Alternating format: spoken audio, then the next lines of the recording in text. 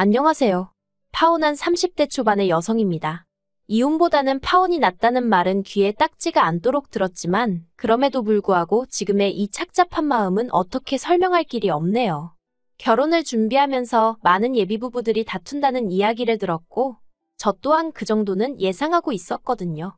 심지어 연애 중에는 남자친구와 크게 다퉈본 적이 없음에도 말이지요. 그런데 저희는 그냥 다툼이 아니라 파혼으로 끝이 나고 말았습니다. 남자친구 말로는 제가 너무 이기적이고 계산적이라서 이렇게 된 거라며 이 모든 상황이 저 때문이래요. 그리고 남자친구의 어머님도 저 때문에 당신 아들이 인생 낭비를 했다며 저를 고소하겠다는 말도 안 되는 엄포를 놓고 계십니다. 솔직히 남자친구나 남자친구 어머님이 하시는 말은 뭐 아무렇지도 않아요. 시쳇말로 저한테 씨알도 안 먹혔달까요? 하지만 한편으론 정말 제가 이상해서 이렇게 된 건지 황당하기는 해요.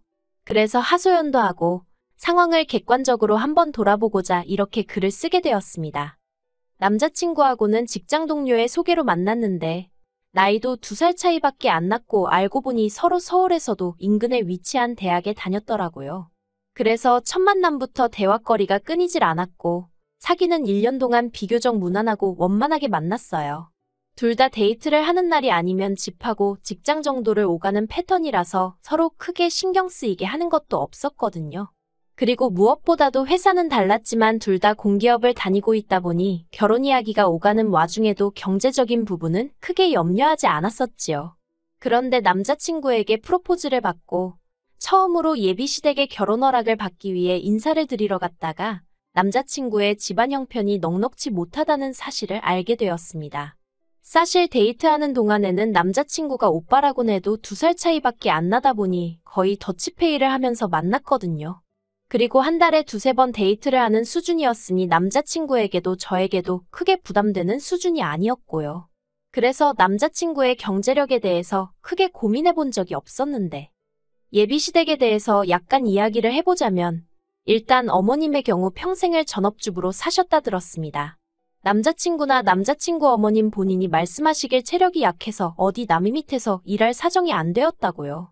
그리고 아버님은 사업을 하셨지만 몇 번의 실패를 거듭하시고 지금은 지인의 건물 관리 일을 하고 계시다는 거예요. 솔직히 직업에 귀천이 없다고 생각하고 저라고 얼마나 잘났다고 생각해서 이런 이야기를 하는 것은 결코 아닙니다.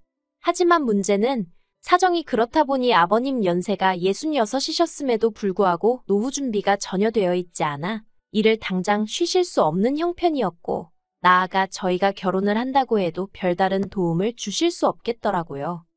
그래서 이후로 저는 며칠의 고민 끝에 남자친구에게 우리 돈 이야기를 안 할 수 없지 않냐며 먼저 말문을 열었습니다. 정확히 지금 얼마를 가지고 있고 혹시 주식이나 어디 투자해 놓은 건 있는지 그런 것도 한번 서로 이야기를 해보자고요. 그랬더니 남자친구가 좀 당황해하더니 그런 게 중요하냐입니다. 자기가 얼마 버는지 제가 알고 있으면 된 거 아니냐고요. 그래서 그럼 결혼 준비며 신혼집이며 그런 거 할 때는 누구 돈으로 어떻게 할 거고 예산은 어떻게 잡냐고 제가 따지듯 물었더니 한다는 소리가 그런 건 미처 생각을 못했다나요. 먼저 결혼하자고 나온 사람이 어떻게 그런 건 생각을 못했다는 건지 어이가 없었지만 그래도 여기까지는 솔직히 정말 도닦는 심정으로 이해하려고 했어요. 남자니까, 남자라서 남자들은 원래 세세한 건 놓치는 일이 많다고 하니까 말도 안 되는 변명이지만 그래도 이해해보려고 했지요. 남자친구에게 지금 당장 현금으로 얼마를 가지고 있냐 물었습니다. 그랬더니 6천만 원을 모았다고 하대요. 그래서 주식이나 다른 건 뭐 없냐고 하니까 하나도 없답니다. 주식을 해본 적은 있지만 1,000만 원 정도 잃고 접었고 다른 건 관심이 없었다면서요. 그래서 그러면 오빠 부모님께서는 얼마나 보태주실 생각이신지 혹시 이야기해 본 적은 있냐고 물었습니다. 그리고 이 질문에 남자친구가 꽤나 당황한 눈치였어요. 그렇게 제가 단도직입적으로 물을 줄은 몰랐던 거겠지요. 남자친구 말이 솔직히 이야기해 본 적도 없지만 자기는 안 받고 싶답니다. 자기가 벌어서 드리고 가진 못할 망정 나이 33세 부모님에게 손 벌리고 싶지는 않다나요? 그래서 저도 더는 가타부타 따지지 않고 그러냐 했습니다. 뭐 저도 기대가 없었으니까 크게 실망하지도 않았던 것도 사실이고요. 하지만 친정부모님께 어떻게 말씀을 드려야 할지 모르겠더라고요. 어떻게 들릴지 모르겠지만 솔직히 실망하지 않으실까 걱정이 많았어요. 저희 친정부모님은 소위 사람들이 말하는 흙수저십니다. 두 분 다 어려운 환경에서 자라셨고 결혼식도 시에서 올려주는 합동결혼식으로 치르신 분들이에요. 그래도 두 분 특유의 근성과 부지런함으로 가난을 극복하셨고 지금은 어디 가서 적어도 아쉬운 소리는 안 하고 사실 형편은 되십니다. 그리고 몇 년 전 부동산 투자가 떠오르기 시작한 시기에 저에게 결혼 자금을 미리 주는 거라 하시며 2억을 주셔서 제가 그 돈에 대출이 1억 5천을 더해 직장 근처에 아파트를 샀고요. 그런데 아파트를 산 이후로는 버는 족족이 대출을 갚다 보니 솔직히 당장 들고 있는 현금은 500만 원 남짓이 전부였어요. 하지만 이게 결혼할 때 문제가 될 거라곤 조금도 생각치 않았던 게 아무리 대출이 끼어 있다고 해도 제가 집을 해가는 거잖아요. 그리고 솔직히 아파트를 팔기만 하면 대출은 한 번에 갚을 수 있을 만큼 아파트 값도 많이 올라있던 상황이었고요. 아무튼 그래서 저희 친정부모님은 그래도 당신들이 저에게 남 부끄럽지 않게 해주셨다 생각하고 계셨고 저도 전적으로 동의하는 바였습니다. 그렇다 보니 남자친구의 상황을 어떻게 설명해야 할지 솔직히 난감하더라고요. 그런데 제 걱정은 기우에 불과했습니다. 저는 저희 부모님께서 경제적인 부분만 놓고 봤을 때 저희랑 비슷하거나 나은 환경을 원하실 거라고 생각했는데 부모님께서 결혼할 땐 돈보다 중요한 게 많은 법이라며 남자친구와 제가 진심으로 사랑한다고 하고 둘 다 앞날 창창한 젊은이들이니 당장 돈이 좀 없는 건 큰 문제가 아니라고 하시는 거예요. 그리고는 결혼을 허락해 주셨지요. 그래서 저는 시쳇말로 까놓고 말해서 남자친구 쪽에서 저나 저희 부모님한테 고마워할 거라고 생각했어요. 생색내자고 유세 부리자고 하는 소리가 아니라 솔직히 아무리 세상이 바뀌었다고 해도 여자 쪽에서 7억이 넘는 아파트를 해가는데 남자 쪽에서 6천만 들고 오는 게 흔한 일은 아니잖아요. 그렇다고 저희 부모님이 남자친구 쪽에다 이거 해와라 저거 해와라 하신 것도 아니고요. 오히려 시계며 정장이며 뭘 해줘야 하냐고 고민을 하시는 분들이셨습니다. 그런데 세상살이가 다 제 마음 같지 않다더니 남자친구 쪽에서 나온 이야기는 정말 예상 밖이었어요. 양가에서 결혼 허락을 받고 조금씩 결혼 준비를 해나가는 중이었는데 하루는 남자친구가 집에 관해서 할 이야기가 있다고 하더라고요. 그리고 저로서는 무슨 이야기를 하려고 그러는 건지 짐작도 되지 않은 상황이었어요. 그런데 남자친구가 자기 6천만 원 이야기를 꺼냈습니다. 아무래도 제 아파트의 대출이 1억 정도 남아있긴 했지만 남자친구가 모았다는 6천만 원으로 대출을 갚아버리면 저희가 결혼식을 비롯해 신혼여행도 그렇고 혼수도 그렇고 그런 걸 지불할 형편이 되질 않았기 때문에 대출은 대출대로 두고 일단 남자친구가 모은 돈으로 결혼식을 비롯한 여러 가지를 치르자고 한 상황이었거든요. 그리고 돈이 남으면 그 돈으로 차를 한 대 살까 그 정도 이야기만 오가는 중이었달까요. 그런데 남자친구 어머님께서 남자친구더러 그렇게 하지 말고 그 6천만 원을 저를 주고 대신 제 아파트 명의를 공동명의로 바꾸라고 하셨답니다.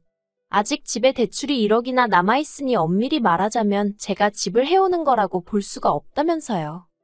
그래서 제가 남자친구더러 어머님 말씀대로 하면 돈이라고는 내가 가진 500만 원이 전부인데 그걸로 결혼식이며 뭐며 다 어떻게 하냐고.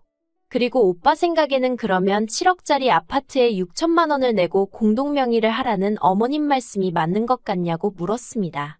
그러자 남자친구가 우물쭈물하더니 6천을 보태고 남은 대출 4천도 같이 갚으면 되지 않냐는 거예요. 제가 어이가 없어서 그래. 오빠 말대로 남은 4천을 같이 갚는다고 쳐도 그래봤자 오빠가 쓰는 돈이 1억이 안 되는 건데. 정말 어머님 말씀이 맞는 것 같냐고 다시 물었습니다. 그러자 남자친구가 저더러 그렇게 따지다 보면 뭐 10원짜리까지 따질 거냐는 말도 안 되는 소리를 하는 거예요. 그리고 이 시점에서 이미 저도 너무 황당해서 처음으로 이 결혼을 하는 게 맞나라는 생각까지 하게 되었지요. 그래도 사실 그 순간 바로 파혼하자 소리는 못했고 혹시 내가 뭘 잘못 생각한 부분이 있나 싶어서 며칠 동안 혼자 소가리를 했어요. 그런데 아무리 곰곰이 생각을 해봐도 7억짜리 집에 대출 1억이 있다고 집을 해온 게 아니라는 소리를 들을 정도인가 싶더라고요. 그리고 공동명의라니 그게 가당키나 한가 싶었고요.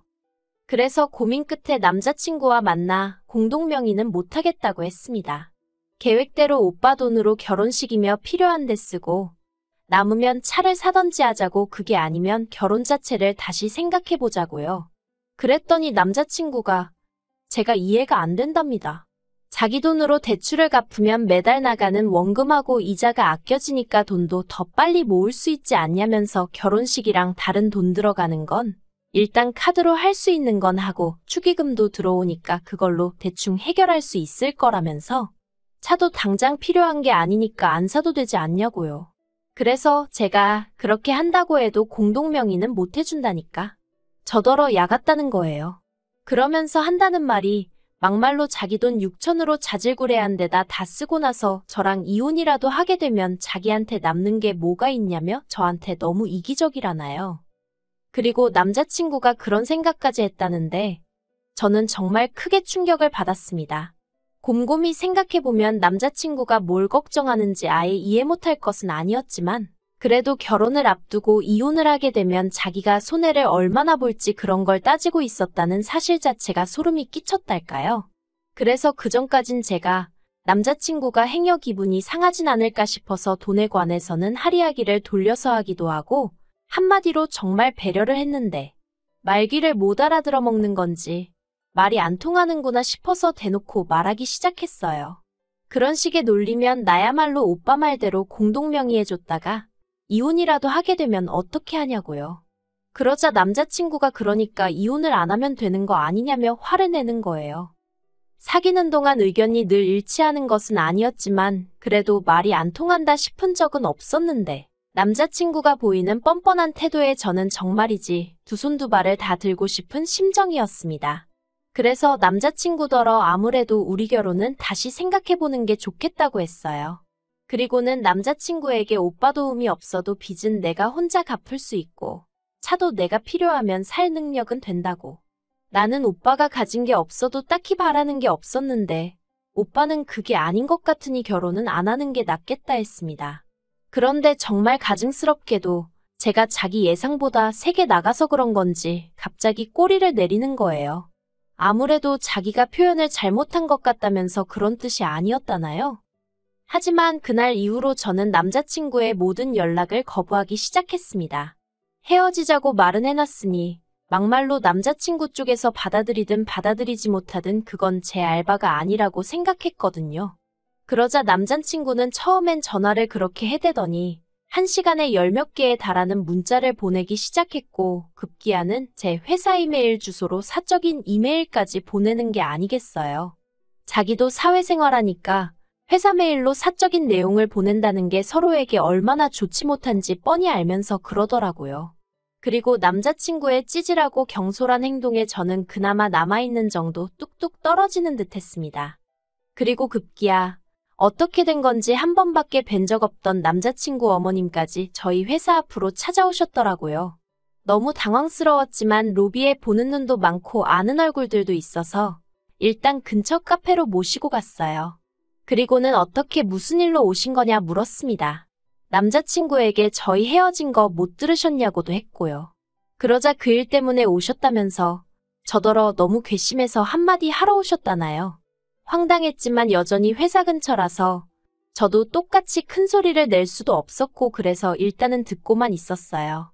그런데 남자친구 어머님 말씀이 정말 하나하나 가관도 아니더라고요. 당신 아들 나이가 33으로 저만 아니었으면 더 참하고 잘난 여자를 만났을 수도 있다면서 제가 당신 아들의 시간을 낭비하게 만들었답니다.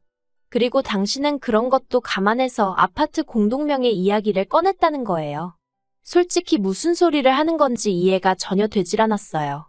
저한테 사귀자고 따라다닌 것도 남자친구였고 결혼을 하자고 든 것도 남자친구였는데 뭘 제가 시간 낭비를 하게 했다는 건지 오죽할 말이 없으면 억지도 저런 억지를 쓸까 싶었달까요. 그래서 제가 지금 저더러 어쩌라는 거냐고 물었습니다. 그랬더니 그냥 결혼을 하래요. 공동명의는 안 해도 되니까 대신 대출은 저 혼자 갚고 결혼식에 들어가는 비용이며 기타 비용도 제가 부담하랍니다. 그러면 당신도 더는 말 안 하겠다나요? 어이가 없어서 제가 뭐하러 그렇게까지 해서 제가 어머님 아들이랑 결혼을 하느냐고 받아쳤어요. 뭐 얼마나 별 볼 일 있는 남자라고 제가 그렇게까지 하느냐고요. 그러자 어머님이 저더러 막말을 하네.